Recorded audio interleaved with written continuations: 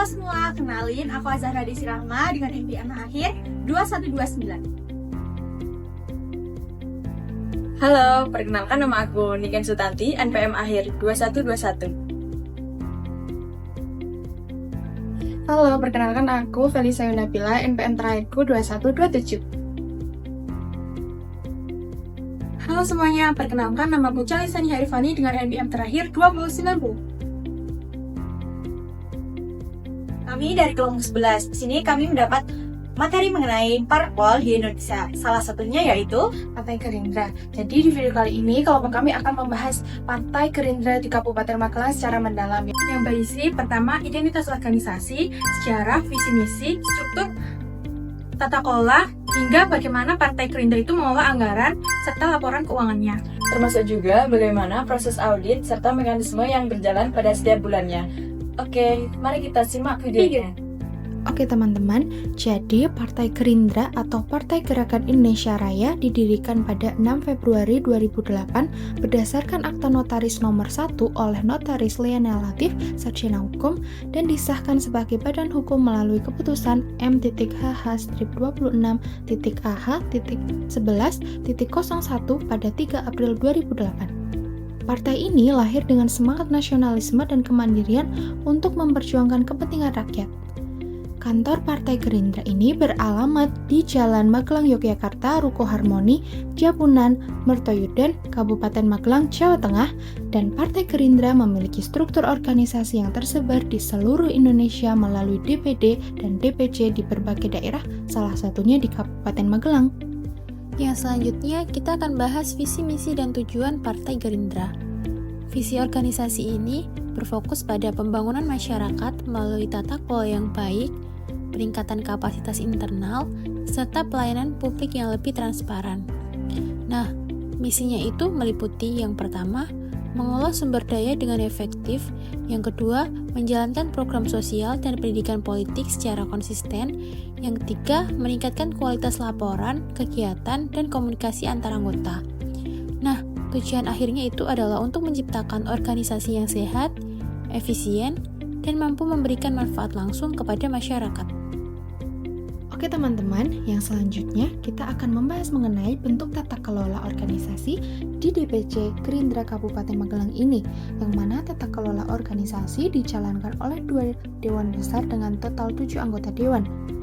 Setiap anggota menerima alokasi dana sebesar 5 juta rupiah dan anggaran ini dibagi dalam pola 2x7 sesuai fungsi dan kebutuhan program. Dalam DPC Gerindra Magelang dikelola oleh 3 tim utama, masing-masing bertanggung jawab pada bagian administrasi dan pencatatan keuangan, bagian pelaksanaan program, bagian pengawasan dan verifikasi laporan. Setiap kegiatan dewan dan program selalu dimonitor melalui sistem yang diperbarui secara berkala. Yang selanjutnya, program dan kegiatan Partai Gerindra. Nah, pasti kalian belum pada tahu kan, apa sih program dan kegiatan Partai Gerindra itu sendiri? Jangan lupa tonton videonya sampai akhir ya.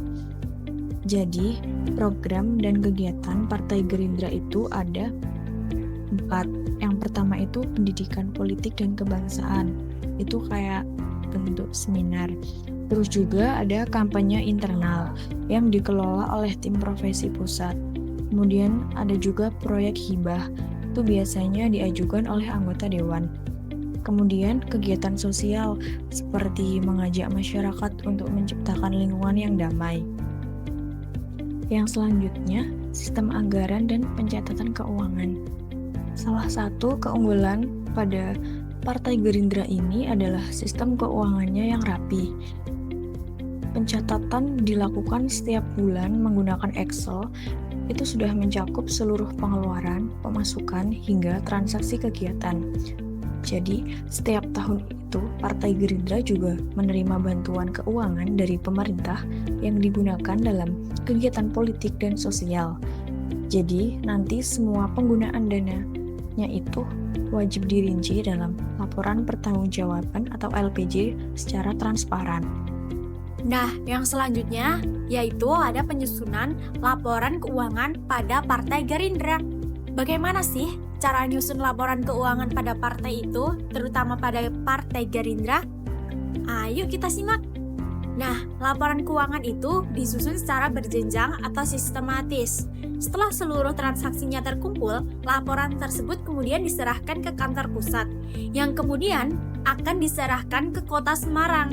Lalu dilakukan pengecekan langsung ke Magelang untuk memverifikasi seluruh transaksi. Kenapa sih harus ke Magelang? Karena kantor Gerindra yang kita bahas ini adalah kantor Gerindra di Kota Magelang. Setelah semuanya terverifikasi, akan dilakukan pengauditan. Nah, kenapa sih harus ada pengauditan dan pengawasan internalnya? Ini untuk memastikan bahwa setiap dana yang digunakan sesuai aturan dan sesuai anggarannya. Tim pengawas akan melakukan pengecekan dokumen, kecocokan bukti transaksi, serta memastikan bahwa kegiatan yang terlapor memang benar terlaksana dengan baik. Pengauditan dilakukan dalam waktu 3 bulan. Nah, kemudian dilanjutkan dengan tahunan. Selain itu, setiap tahun Partai Gerindra menyusun daftar penerima bantuan yang disesuaikan dengan kebutuhan masyarakat dan prioritas lokalnya. Jadi nanti daftar yang dibuat ini menjadi acuan supaya bantuannya itu tersalurkan secara merata dan tepat sasaran. Kemudian, kegiatan rapat juga dilaksanakan secara rutin setiap 1 hingga 2 bulan sekali, kecuali jika terdapat kebutuhan yang mendesak. Demikian gambaran lengkap mengenai identitas, tata kelola, penyusunan anggaran, laporan keuangan, hingga proses audit organisasi ini. Semoga video ini bermanfaat dan memberikan pemahaman mengenai bagaimana administrasi organisasi dijalankan secara profesional dan transparan. See you next time!